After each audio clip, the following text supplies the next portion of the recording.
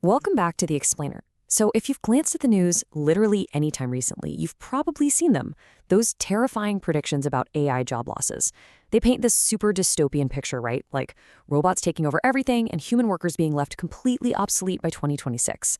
But what if I told you that the vast majority of these predictions are actually focusing on the exact wrong metric? Today, we're going to break down the data, straight from the front lines of the tech industry. We'll look at the paradoxical problem with these doom and gloom headlines, and more importantly, how you can actually prepare for the real shift that's coming. So let's just start by asking ourselves a really fundamental question. What are all these doomsday AI job loss predictions actually missing? Well, the core issue is that analysts are obsessing over a simple headcount. They're trying to calculate the sheer number of jobs that AI will just completely eliminate. But counting eliminated jobs is a deeply flawed way to look at this tech.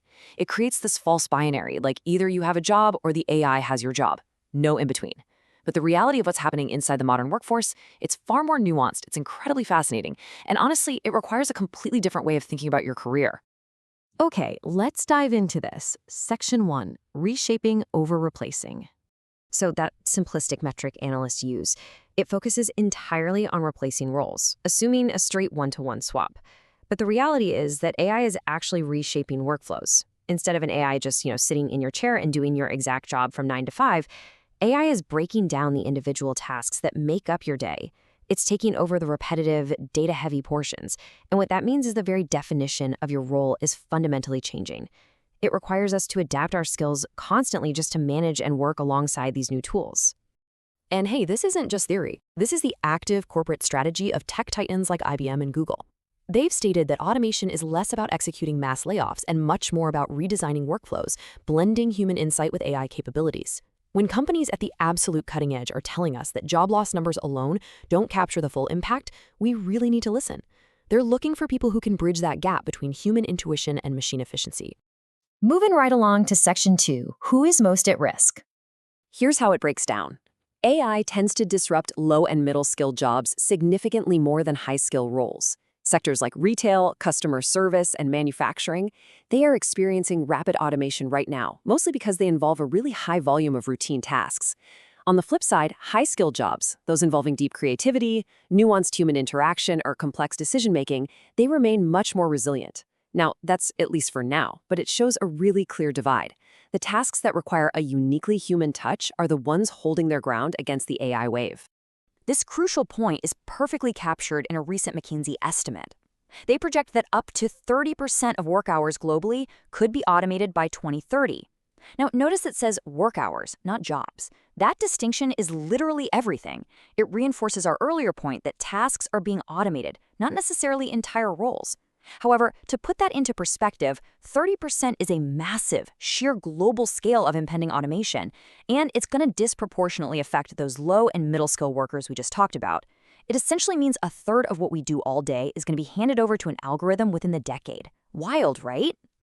Which brings us to Section 3, Myth versus Reality, Job Creation. There's a very common, highly optimistic narrative out there that says AI will generate new jobs equal to or even greater than the ones it replaces. It's comforting, isn't it? It relies on the historical precedent of past technology waves like the Industrial Revolution or the dawn of the Internet.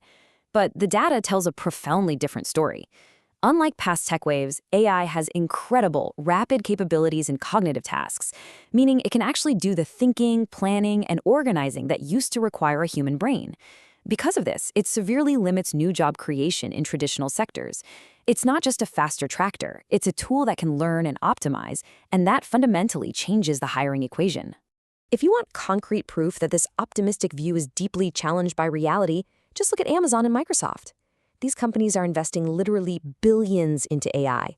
But they aren't doing it to create millions of new traditional human roles. No, they're doing it to boost efficiency. The explicit outcome of these massive investments is often a reduction in headcount, rather than an expansion of roles. They're proving that displaced workers are not going to easily find new employment in AI-driven industries simply because the industry is growing. That growth is fueled by algorithms, not massive new hiring sprees. All right, Section 4, the Retraining Trap. So governments and major corporations are pouring billions of dollars right now into massive retraining programs. And the intent is great, help workers transition to the new economy. However, these efforts are frequently falling completely short of their goals. Why? Because the skills workers are learning in these programs frequently just do not align with the rapid evolution of AI technologies. By the time a traditional curriculum is developed, approved, and taught, the AI has already evolved past it. It's kind of like trying to hit a bullet with another bullet while blindfolded. Just 40%. According to a 2025 survey, only 40% of retrained workers actually found new roles in emerging tech fields. Think about that for a second. More than half of the people who put the time, effort, and hope into these massive retraining programs were left vulnerable to long-term unemployment or underemployment. The traditional safety net of just going back to school and learning a new trade, it is simply not fast enough to keep up with cognitive AI. So what do?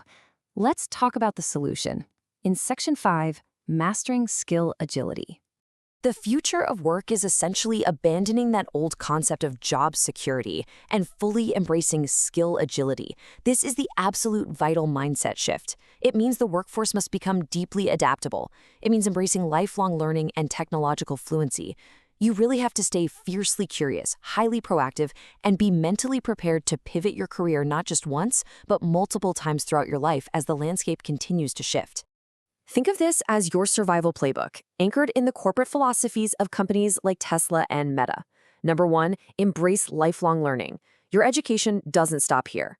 Number 2, commit to continuous upskilling. You are the driver of your own curriculum now.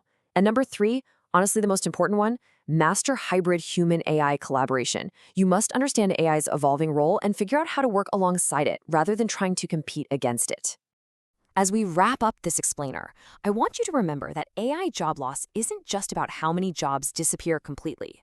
It's about how the very nature of work changes, and ultimately, who gets left behind. To protect your career, you absolutely must stay adaptable.